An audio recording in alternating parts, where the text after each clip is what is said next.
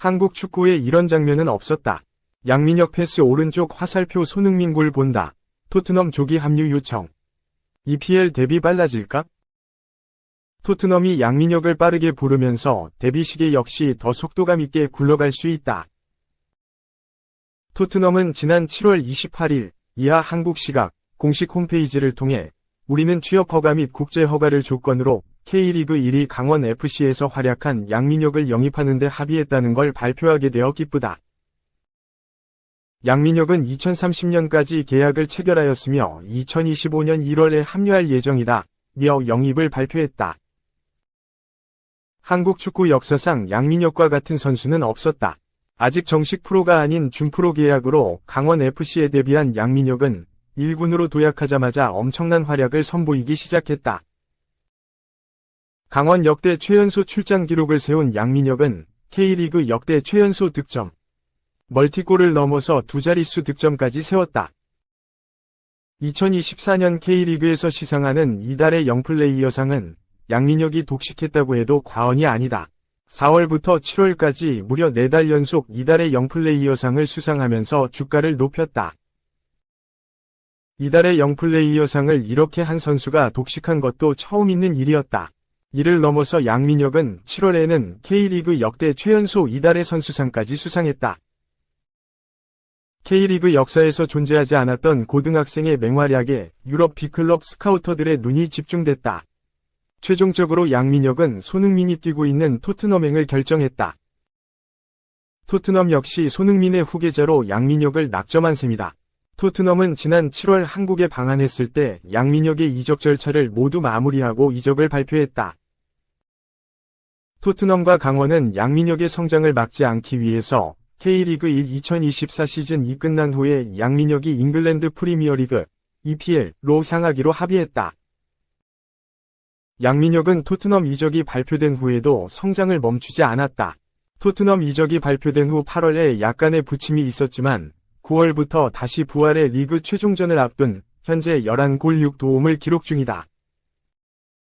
K리그 득점 공동 7위, 도움 공동 5위 그리고 공격 포인트 7위에 올라있는 양민혁이다. 곧 진행될 K리그 올해의 베스트 11에도 충분히 이름을 올릴 것으로 기대된다. 양민혁이 빠른 성장세를 보여주고 2024에서 2025 시즌을 어렵게 시작한 탓에 토트넘은 양민혁을 더 빠르게 EPL 무대에 적응시키기로 결정했다. 토트넘에서 양민혁이 1월 1일 이전에 합류하길 원하면서 더 빠르게 영국행 비행기에 탑승하게 됐다. 양민혁은 시즌 후 약간의 휴식기를 취한 뒤 12월 중순에 토트넘으로 향할 예정이다. 토트넘이 양민혁을 일찍 불렀다는 건 1군에서 활용할 가능성이 높아졌다는 이야기다. 현재 토트넘 공격진은 손흥민과 도미닉 솔랑케 그리고 브레넌 존슨을 제외하면 주전 자원이 없다. 손흥민과 솔랑케의 입지는 절대적이지만 존슨도 경기력만 보면 주전 자리에서 밀려도 이상하지 않다.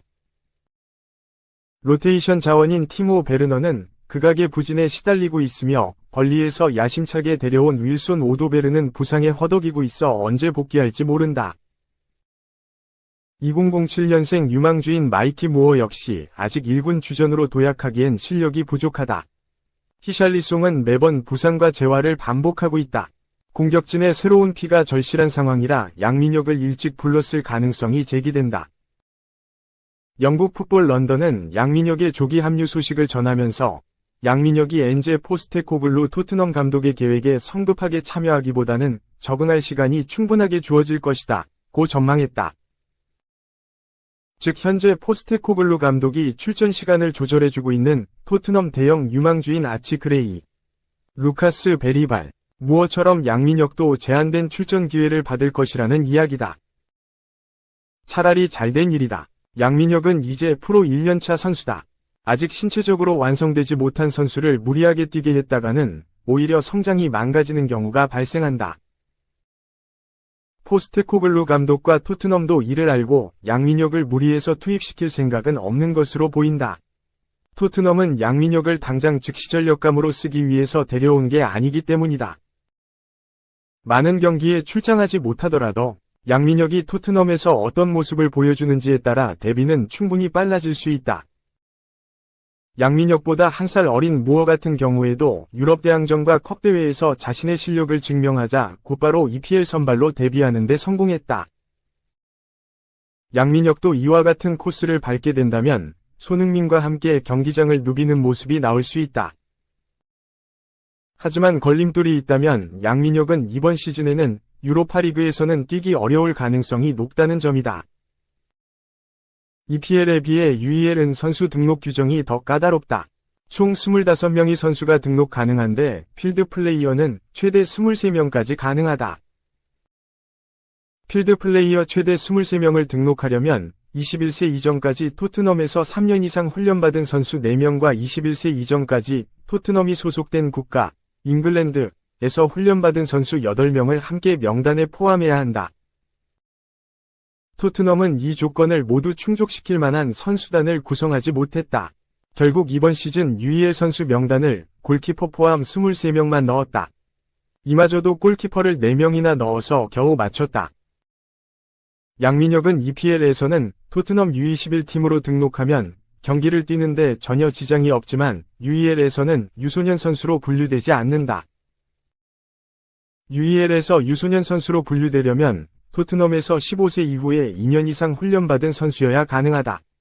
양민혁은 토트넘 유소년 선수가 아니기에 불가능하다.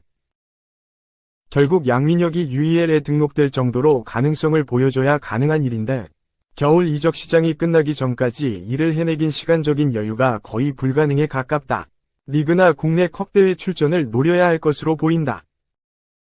2. 메시도 비니시우스도 고개 숙였다. 강호 칠레가 최하위 혼돈의 남미 예선. 티켓 수 늘어도 월드컵 가는 길은 힘겹다. 2026 북중미 월드컵 남미 지역 예선이 어느 때보다 치열하다. 축구의 신 리오넬 메시가 이끄는 아르헨티나가 충격적인 패배를 당했다. 아르헨티나는 11월 15일 파라과이 아순시온 에스타디오 우에노 데펜소레스 델 차코에서 열린 2026 북중미 월드컵 남미 예선 11차전 파라과이와의 맞대결에서 1에서 2로 역전패했다. 아르헨티나는 국제축구연맹 랭킹 1위이자 월드컵 디펜딩 챔피언이다. 아르헨티나는 월드컵에서만 통산 3차례 우승컵을 들어올린 전통의 강호이기도 하다. 파라과이는 피파 랭킹 55위다. 파라과이가 월드컵 본선에서 거둔 최고 성적은 2010 남아프리카 공화국 월드컵 8강이다. 아르헨티나는 전반 11분 라우타로 마르티네스의 선제골로 앞서갔다.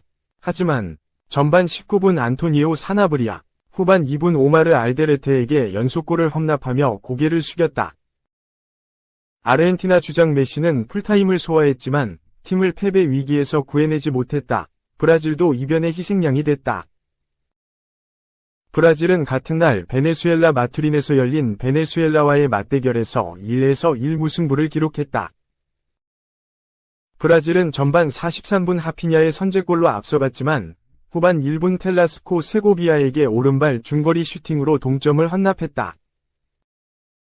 브라질은 하피냐, 비니시우스 주니오르를 앞세워 승리를 노렸지만 베네수엘라의 단단한 수비벽을 뚫지 못했다. 특히나 비니시우스는 후반 14분 자신이 얻어낸 페널티킥 키커로 나서 득점을 노렸지만 실패했다. 비니시우스의 페널티킥이 로모 골키퍼 선방에 막혔다. 아르헨티나는 2026 북중미 월드컵 남미 예선 11경기에서 7승 1무 3패, 승점 22점을 기록 중이다. 아르헨티나는 남미 예선 10개국 중 단독 선두에 올라있다. 아르헨티나는 파라과이에 충격패를 당했지만 선두를 유지했다. 아르헨티나의 뒤를 콜롬비아, 승점 19점, 브라질, 승점 17점, 우루과이, 승점 16점, 에콰도르, 승점 16점, 파라과이, 승점 16점, 베네수엘라, 승점 12점, 볼리비아, 승점 12점, 페루, 승점 6점, 칠레, 승점 5점가 있고 있다. 전통의 강호 칠레가 10경기에서 1승 2무 7패를 기록하며 최하위로 내려앉아 있다. 남미 예선은 6위까지 월드컵 본선 진출권을 거머쥔다. 7위는 대륙 간 플레이오프를 거쳐 본선 진출 여부를 결정한다.